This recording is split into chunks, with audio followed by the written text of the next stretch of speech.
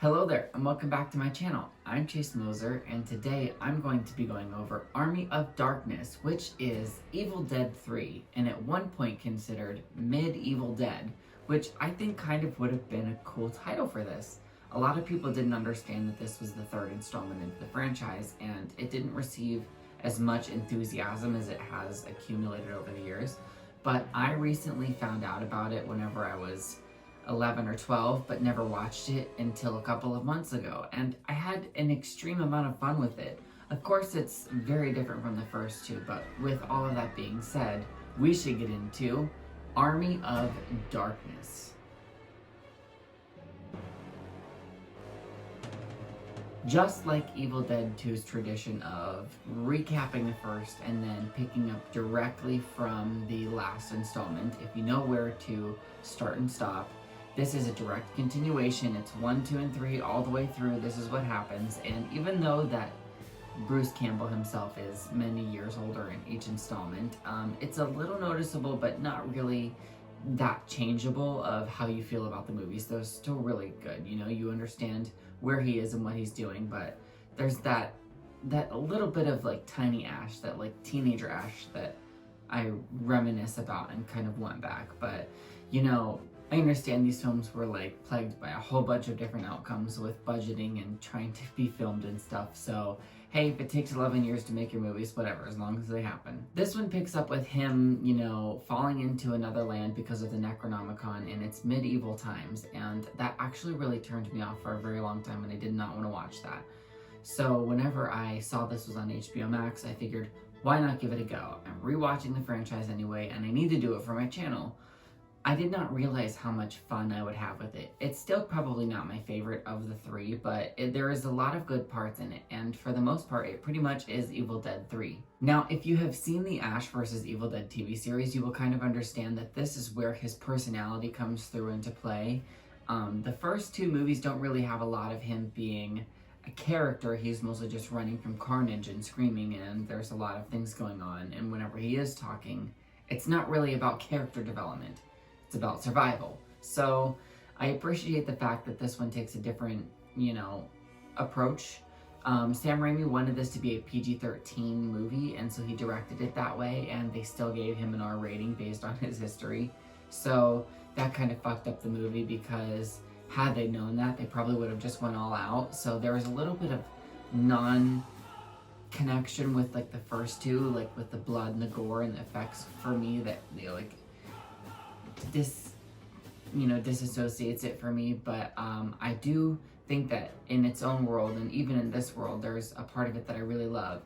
The fact that he is in this castle and has to fight for himself, and in this pit where we see this Deadite coming after him. This is the kind of Deadite that we take on for the rest of the franchise into the Evil Dead TV series. I don't hate this version, I actually really like it. I like the way eyes, but I do prefer, you know, the original Evil Dead is like untoppable. I like how Ash has this character arc over the franchise, and the way that he's able to fight for his life in that pit and show himself as a hero was really, you know, stunning to me. I liked being able to have that validation for that character. He's really confused, obviously, with being in a fucking time portal and seeing every grotesque thing that he's ever seen. He's just trying to get back to his normal life, because why wouldn't he want that?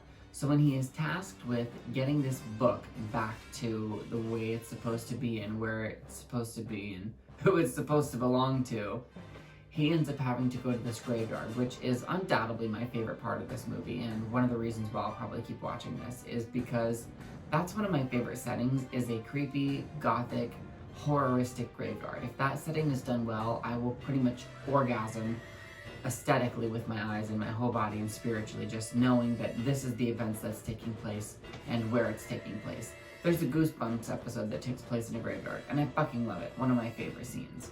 So the fact that there's all of these skeletons coming up, and the 3 different Necronomicons, and his little flubbing of the words, it's classic Ash, and I can't even describe how this is so.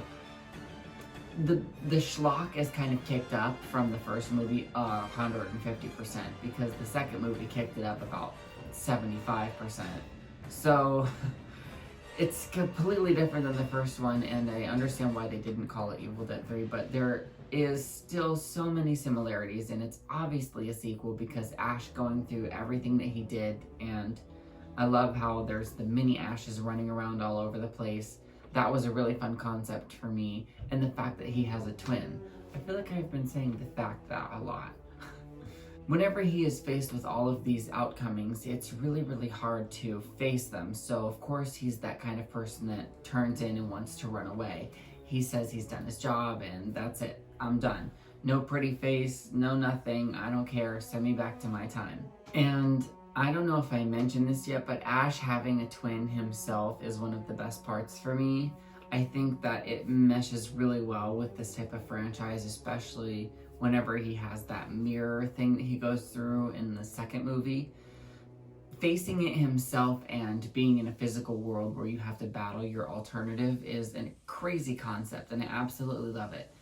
Part of the fun of this movie is the skeletons coming up out of the ground and the practical effects. Everything from the way that it's shot and the cinematography, the what's it called, the production, and the way that they built the sets and everything. I love the skeleton. That's my absolute favorite aspect. I love the idea of the undead. I really like skeletons. I really like the concept of something coming up out of the ground.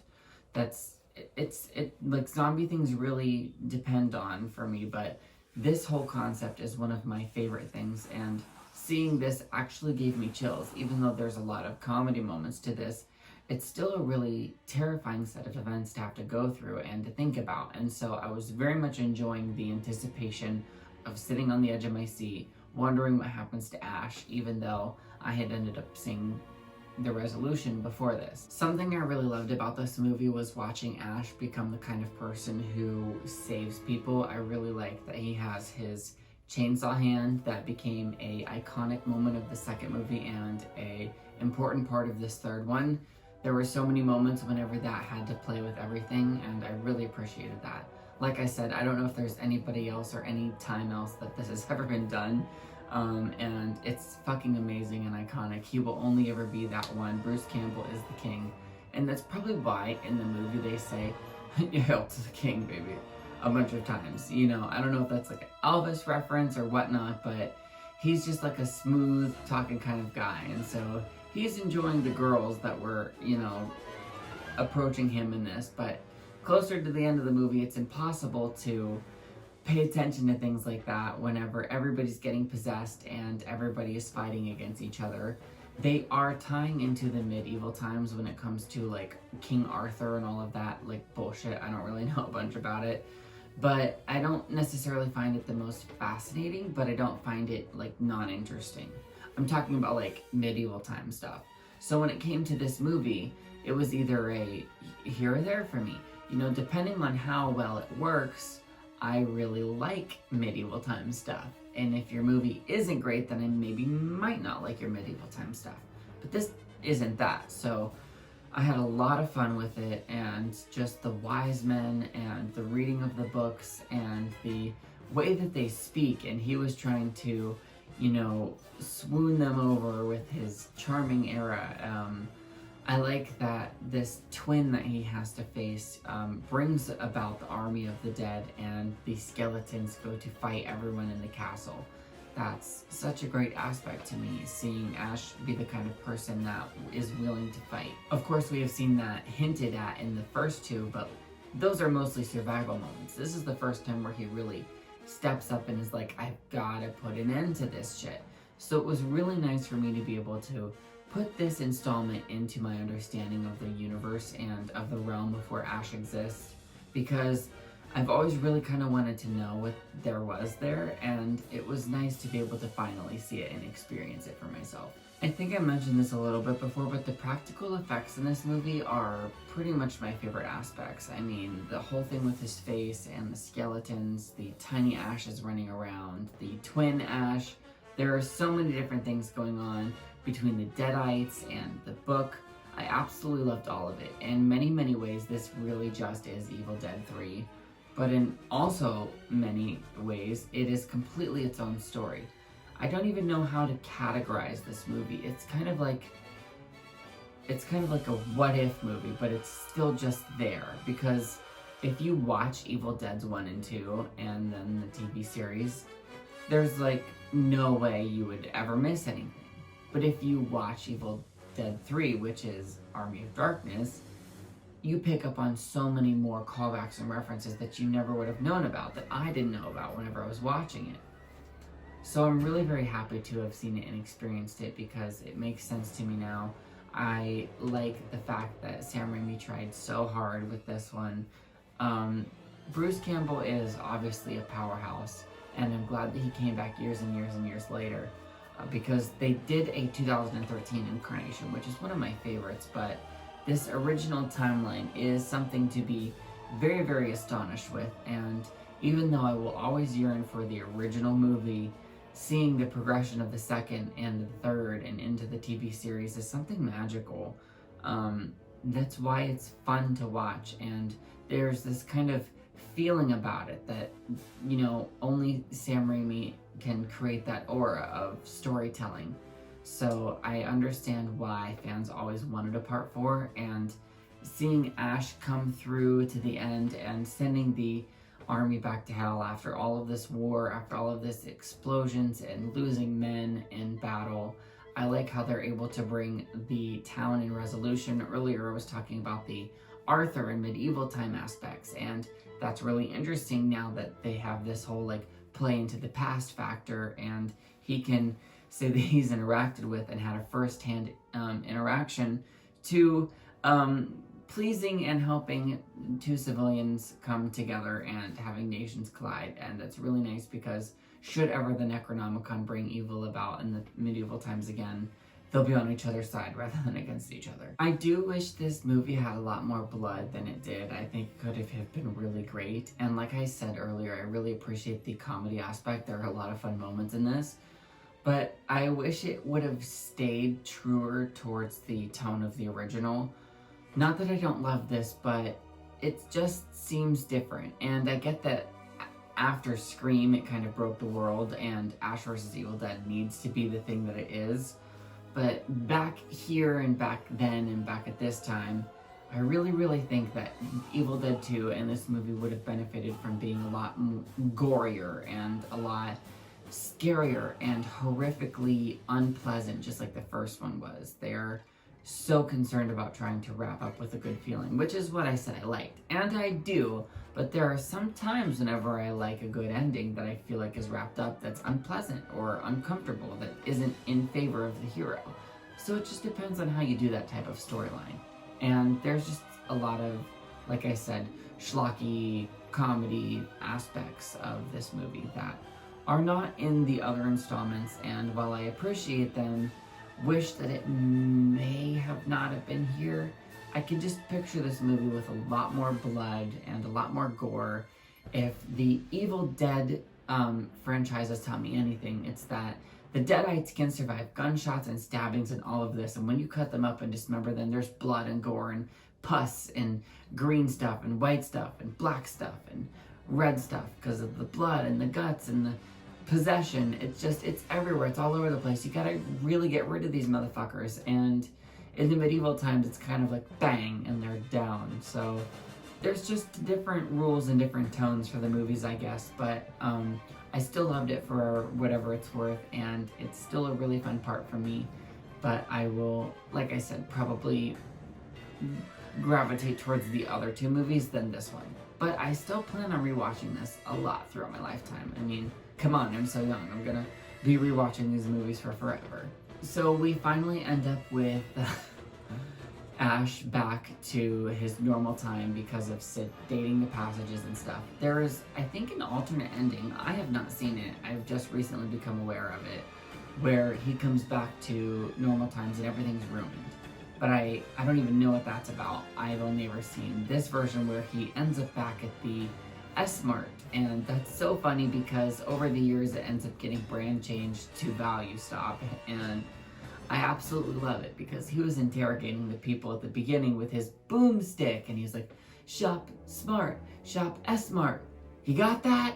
And they are all scared and terrified of him, and it's just so funny. So there's a lot of this that I really love for the comedy aspect, but I do understand that it's a different movie than the other two. So I don't know, like I said, how to categorize this film for me. So ranking or understanding this franchise will be a hoot for me. I mean, I just said hoot. Where the fuck did that even come from? I don't know. Well, it'll be a hell of a time. I still think Ash is one of the best final characters that exist in horror history, and seeing him being able to get a happy ending is very, very fulfilling for me. I like whenever movies have payoff. That's just the feel-good part of the movies for me. So yes, that was my review of Evil Dead 3, Army of Darkness, or Medieval Dead, whatever you want to call it. Whenever these were all released, it was coming out at a bunch of different things. Evil Dead 2 was originally called Dead by Dawn, and then that became the subtitle. So I don't know, this whole trilogy was fun, and I really, really love it. There's actually, I think, a fan cut out there somewhere on Google Plus or YouTube or something, where it's all of them blended together, and it's like a 4-hour, watch time or something, maybe even longer, but it definitely is fun to check out. So let me know what you think down in the comments about this chapter, about what you think about the franchise. Are you excited about me going over the remake? Do you love the remake? I actually am really, really intrigued by that. It's one of my favorite movies of all time, and I don't even consider it a remake. I consider it like a, maybe like a requel or a retelling or a reboot or something, because it exists in the same type of world for me, but it's also completely different. There's supposed to be an Evil Dead Rise movie coming out soon, so I'm super excited for news on that. I think it started shooting already. But yes, let me know whatever you thought about this and what your favorite parts were and what works for you and what doesn't. Thank you so much for watching, and be sure to check out some of my other videos. I've done a bunch of different genres, and I plan to do a bunch more. I've even done some location visits and things like that. Check out whenever I live stream. Sometimes I do that with my friends and collaborations with other channels, and that's so much fun. Scream 5 just came out recently on digital, and I've been watching it a bunch of times. I don't know when I'm going to be able to do that, probably when I can get the footage and post it for a video, but that should be coming soon. Check out my community tab where I post a bunch of different questions, polls, and links and artifacts and pictures to other stuff going on. I'm really proud of that. It's really fun for me to interact with almost daily. So like I said, I do that more often than posting videos. This takes a lot of time. And be sure to check back for whenever I post something new. And thank you so much for watching again, and I'll see you next time. All right, bye.